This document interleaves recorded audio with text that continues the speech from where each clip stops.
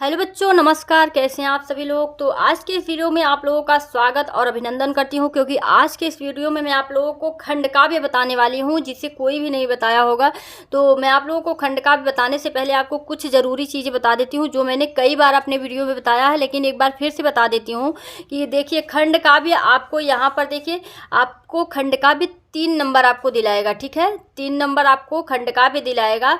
लेकिन उसके लिए आपको क्या करना होगा कि अपने कॉलेज में जाकर ये पता करना होगा कि हमारा कॉलेज किस ज़िला में है। जिस ज़िला में आपका कॉलेज होगा उस ज़िला का खंडकाव्य आपको तैयार करना है, या फिर आप अपने टीचर से पूछोगे तो वो बता देगा कि आपको कौन सा खंडकाव्य तैयार करना है। क्योंकि अगर आप कोई भी खंडकाव्य तैयार कर लेते हो तो उससे आपको नंबर नहीं मिलेगा। आप पूरे खंडकाव्य को लिख कर आओगे, लेकिन आपको बेटा नंबर नहीं मिलेगा। ठीक है, उसका नंबर कट जाएगा।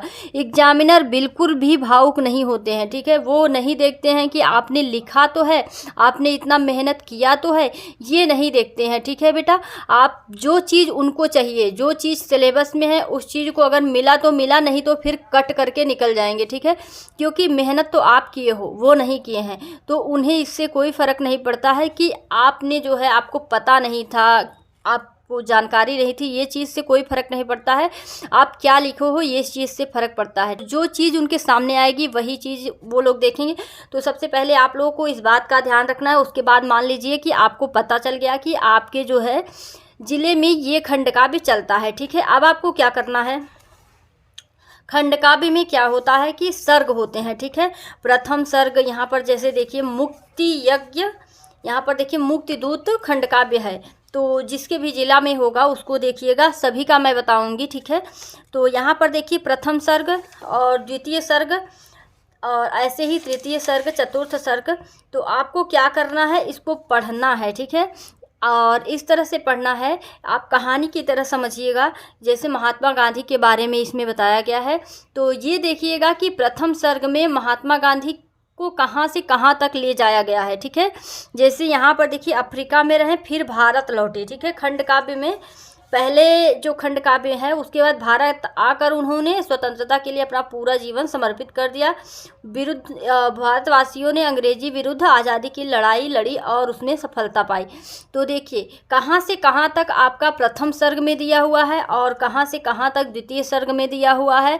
यानी कि गांधी जी कहाँ से कहाँ तक गए थे, प्रथम सर्ग में, द्वितीय सर्ग में, चतुर्थ सर्ग में। इस तरह से आपको तैयार करना है। ठीक है, और 5वें सर्ग में जहाँ जहाँ जो चीज़ जहाँ की होगी उसको आपको माइंड में रखना है। और ऐसा तो है नहीं कि आपको कोई भी खंडकाव्य आ सकता है, आपके जिला के हिसाब से आएगा। तो आपको अच्छे से पता है कि कौन सा खंडकाव्य पूछा जाएगा। ठीक है, तो उसको तैयार करना बहुत ही आसान है। सिर्फ आप एक बार पूरी कहानी की तरह पढ़ लो, उसके बाद ये देखो कि कहाँ से कहाँ तक जो है ये कहानी खंड का पहले में आती है, प्रथम सर्ग में, और कहाँ से कहाँ तक द्वितीय सर्ग में।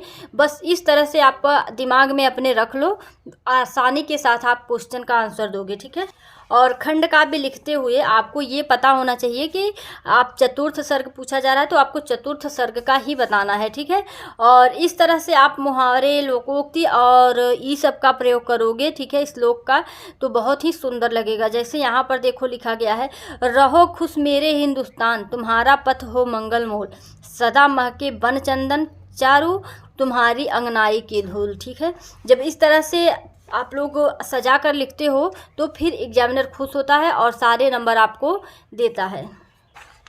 अगला ज्योति जवाहर है, तो ज्योति जवाहर में भी आपको वही करना है। इसमें भी खंडकाव्य जो है प्रथम द्वितीय ऐसे करके होगा। अगला जो ज्योति जवाहर है, ज्योति जवाहर जिसका भी होगा वो मुझे नहीं पता है। आप लोगों का जो है सिलेबस का वीडियो देखोगे तो आप लोगों को अगर अपने कॉलेज का ज़िला पता है तो आप लोगों को पता चल जाएगा कि जो है आपके ज़िले में कौन सा चलेगा। ठीक है, तो ज्योति जवाहर जैसे आपका अगर है तो देखिए इसमें ये नहीं है कि कौन से सर्ग का। ठीक है, तो यहाँ इसमें सर्ग नहीं दिया हुआ है, तो ये और भी आसान हो गया है। आपको सिर्फ कहानी की तरह इसको पढ़ लेना है। इसमें जवाहरलाल नेहरू के बारे में लिखा हुआ है, कहानी की तरह पढ़कर आपको सीधे जो पूछा जाएगा प्रश्न में बस उसी को करना है। और बहुत ज़्यादा लिखना भी नहीं है, क्योंकि यहाँ पर आपको ज़्यादा लिखने के लिए नहीं कहा जाता। 3 नंबर आपको मिल रहे हैं, तो बस उसी हिसाब से जैसा पूछे, सारांश अगर पूछता है तो आपको पूरी कहानी का निचोड़ बताना है। ठीक है, सारांश पूछेगा तो पूरा निचोड़ बताना है, आपको ज़्यादा बहुत नहीं लिख देना है। 2 पेज बहुत है इसके लिए। ठीक है, और ऐसे ही सभी खंड काव्य हैं, जैसे अग्र पूजा हो गया, ठीक है। अग्र पूजा में भी कहानी की तरह आपको देखना है। तो सारे क्वेश्चन को आप देख लो, जो आपके ज़िला में होगा उसका आपको तैयार करना है। अग्र पूजा में खंड सर्ग है, प्रथम सर्ग, द्वितीय सर्ग, इस तरह से, ठीक है। उसके बाद कौन सा है, मेवाड़ मुकुट है। मेवाड़ मुकुट में भी सर्ग है, ठीक है। खष्ट सर्ग और सप्तम सर्ग, 7 सर्ग है मेवाड़ मुकुट में, ठीक है। जिसका भी होगा वो देख लेगा। और उसके बाद देखिए जय सुभाष है। जय सुभाष को आप लोग देख लीजिए। खंड इसका भी सर्ग है, प्रथम सर्ग, द्वितीय सर्ग, यहाँ पर देखिए सप्तम सर्ग, ठीक है। सप्तम सर्ग यानी 7 सर्ग इसमें भी हैं। कर्ण खंड काव्य है, उसमें भी आपके 7 सर्ग हैं। तो इस तरह से आपको देखिए तैयार करना है। जैसे देखिए कर्ण खंड काव्य है, तो इसमें भी आपको जहाँ से जहाँ तक कर्ण के बारे में दिया हुआ है, जहाँ जैसे देखिए कहीं पे दुर्योधन ने द्रौपदी की बेइज्जती की थी, ठीक है। कौन सा सर्ग है, तो द्वितीय सर्ग है। ऐसे आपको याद करना है, क्योंकि ये सारी चीज़ें तो आप सुने हुए हो, तो ये सारी चीज़ें मुश्किल नहीं है। ये आपको सिर्फ याद करना है कि कहाँ से कहाँ तक का वर्णन किस सर्ग में किया गया है, ठीक है।